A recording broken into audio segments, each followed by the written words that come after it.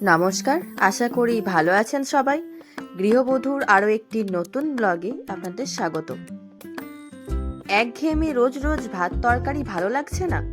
মনে হচ্ছে এই ভাত তরকারি বাদ দিয়ে কিছু সিম্পল খাবার খেতে, যেটা আমাদের শরীরেরও কাজে লাগবে, কিন্তু খাওয়াটাও বেশ আরামদায়ক হবে।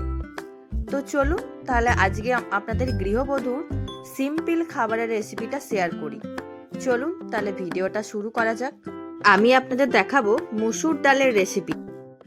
মসুর ডাল বানানোর জন্য দেখতেই পাচ্ছেন আমি মসুর ডাল নিয়ে নিয়েছি, একটু আলু কেটে রেখেছি, দুটো টমেটো কেটেছি, একটু ধনেপাতা, দুটো কাঁচা লঙ্কা চিড়ে রেখেছি, একটু রসুন আর একটু পেঁয়াজ কুচিয়ে নিয়েছি।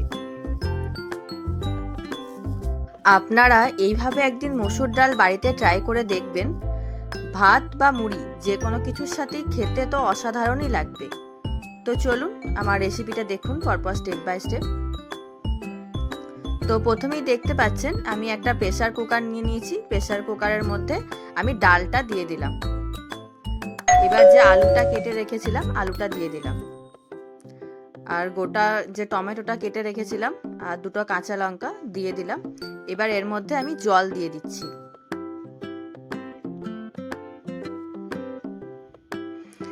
এবার এর মধ্যে দিলাম পরিমাণ মতো লবণ আর একটু হলুদ গুঁড়ো। ভালো করে খুন্তি দিয়ে একটু নাড়িয়ে দিলাম। এবার প্রেসার কুকারের ঢাকনাটা আমি লাগিয়ে দেব। আমি দুটো সিটি দেব, তারপর আমি গ্যাস বন্ধ করে। তো এবার দেখতেই পাচ্ছেন আমি একটা কড়াই নিয়ে নিয়েছি। তো এর মধ্যে আমি একটু সর্ষের তেল দিয়ে দিচ্ছি।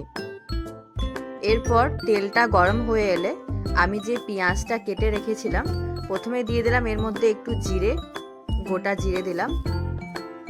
এরপর যে পেঁয়াজটা কেটে রেখেছিলাম সেই পেঁয়াজটা দিয়ে দিলাম। এবার ওই রসুন যেটা আমি কুচু কুচু করে রেখেছিলাম সেই রসুনটাও দিয়ে দিলাম। এবার ভালো করে আমাকে খুন্তি দিয়ে নাড়াতে হবে।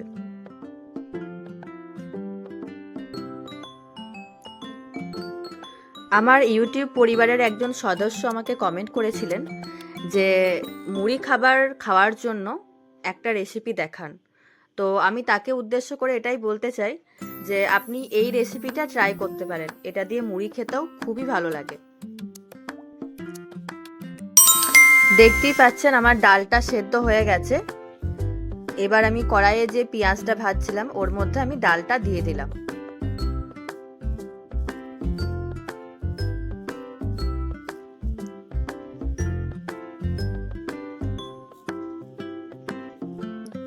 ডালটা এবার আমি ফুটতে আসা অবধি একটু ওয়েট করব।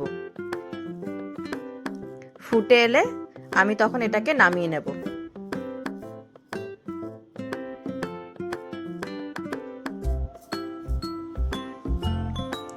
আমি সেদ্ধ করার সময় লবণ দিয়েছিলাম। তো যদি এটা আপনারা লবণটা একদম পরিমাণ মতোই দেবেন, যদি আপনাদের দরকার লাগে তো তখন লবণটা দেবেন। এবার আমি যে ধনে পাতাটা কেটে রেখেছিলাম ধনে পাতাটা উপর থেকে ছড়িয়ে দিলাম।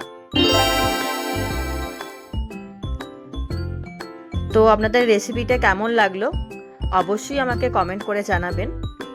আর আপনারা এটা মুড়ি বা ভাত যে কোনো কিছুর সাথেই আপনারা ট্রাই করতে পারেন। আপনারা এইভাবে বাড়িতে মসুর ডাল ট্রাই করে দেখুন, আপনাদের ভাতের সাথে আর কোনো তরকারি লাগবে না।